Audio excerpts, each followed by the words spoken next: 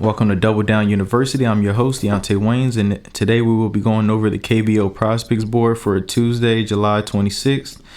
And I will give you guys my top 5 plays and the reasoning why I like each play. So let's start off at the top. Let's start off with Won John Choi, hits allowed.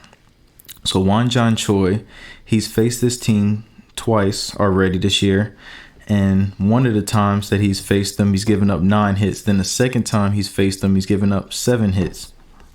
So I really like that. And then on top of that, if that's not enough to sell you, then overall, he has given up 5 hits or more, 11 out of 17 starts that he's had this year. All right, so that's the first one. Then the second one, we're just gonna call him Triple H because I'm gonna mess up his name. So I'm not even going to try to say his name. So Triple H, strikeouts over 4.5. I really like this number, and reason being is because he's faced this team once already this year. He's went 5 innings and got 6 strikeouts, and as well as he has a 8.02 K rate, and as well as K per 9. He is also facing a depleted KT team because they have some injuries at some skill positions in their lineup. Let's go to the third one. The third one is Omar Despaigne. Omar Despaigne hits over 6, and there's multiple ways I like to play. I will play Despaigne tonight, and I'll give you another reason why later on.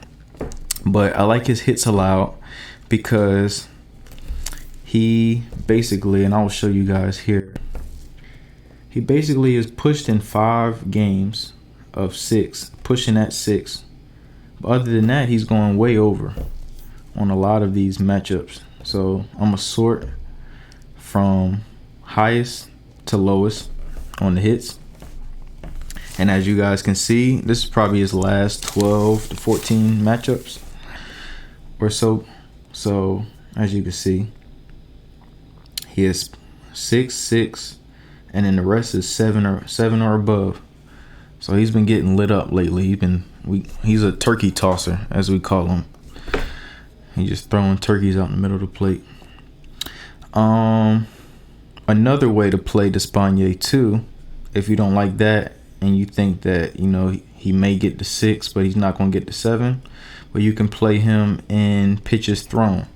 So in his pitches thrown is 94.5, and I feel like with him, one of his advantages is he's a leader on the team. He's one of the older members on the team, so the managers have trust in him. The pitching coach, the skipper has trust in him that if he's going well, to let him go and let him finish pitching, and he has a longer leash than most starters. So I feel like he can blow past that if he's pitching pretty well tonight. But if things don't go well, then it's early shower for him. Next up, this is the one I really, really love on the board, is Hung Young Bai, strikeouts over 2.5. He's not really a strikeout pitcher, but the thing is, his matchup is really, really good because he faces a Hanwha Eagles team that is 10th in the KBO, which is terrible in K percentage. So they strike out a whole lot, and I'll be shocked if he doesn't stumble into at least 3 strikeouts tonight. Another way you could play him, actually there's multiple ways you can play him as well. You can do either his hits allowed at 4, which I think that's a pretty much sure thing too, as well as the strikeouts. So I would mix and match just those two. I would say pitches thrown too. That's another one, but we don't know how well he's going to do tonight. So, and he's pretty volatile. He gives up a lot of runs too. So I would just stick to either the hits allowed or the strikeouts, because if he's, let's say he gets runners on base, he's going to be in a high leverage situation. So what he's going to have to do is result to strikeouts, and a lot of the hitters get over anxious. They got runners on base, so they're more prone to strike out, especially against a Hanwha Eagles team. So that's just how I see it playing out. But last but not least, let's go to Mr. Plutko, Adam Plutko. So with him, the thing that I like to do with fantasy scores for pitchers is say to myself, well, okay, is he going to go 5 innings? If he's going to go 5 innings, I say, okay, well, is he going to get 5 strikeouts? If I say he's going to get 5 strikeouts, okay, well, that's 30 fantasy points right there without giving up any runs. That's 30 fantasy points. So let's say he gets 6 because his line is set at 6. So let's say he gets 6, right? So that's 33 fantasy points without giving up a run, as well as 2. Let's say he gives up 2 runs, right? He gives up 2 runs. That's now he's back at 30, or he's like 28 range, or in the high 20s, right?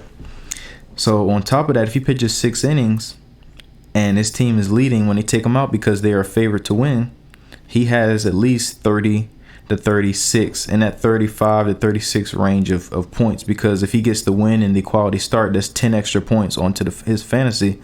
So if he was at 28 or 27, then he will have 38 or 37. So that's how I see it, and I feel like there's no way he shouldn't get to this number, as long as everything pans out the way the odds and everything is projected, where they're supposedly, favorites to win. So those are my 5, and I'll run through them real quick. And I have Wan John Choi hits allowed over 4.5. I have Triple H strikeouts over 4.5. I have Omar Despaigne hits allowed over 6, as well as I have Hung Young Bai strikeouts over 2.5, and Adam Pluko, his fantasy score over 35.5. I appreciate you guys. Like, comment, and subscribe if you like the video and my content. I will see you guys next time.